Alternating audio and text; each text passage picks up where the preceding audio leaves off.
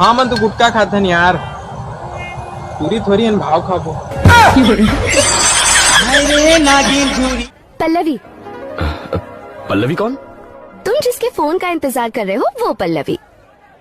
अच्छा, मुझ में ऐसा क्या देखा जो देखते ही प्रपोज कर दिया?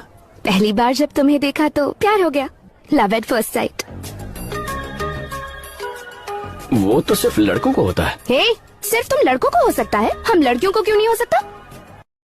कोई बता सकता है भगवान ने किस लिए लड़कियों को बनाया है? हम बता सकते हैं। तो बताओ। हम सब लड़कों को बर्बाद करने के लिए। हेलो, हाँ बाबू। हमन मिले नहीं हन्ना, बहुत दिन हो गए ये लॉकडाउन की स्थिति। हाँ बाबू। अच्छा बाबू, ये लॉकडाउन खत्म हुई तो सबले पहले ते का करबे? मैं ना सबले पहले भट्टी जाऊँ, एक ठन सेफ्टी लूँ और बिना पानी के नीट मारूँ।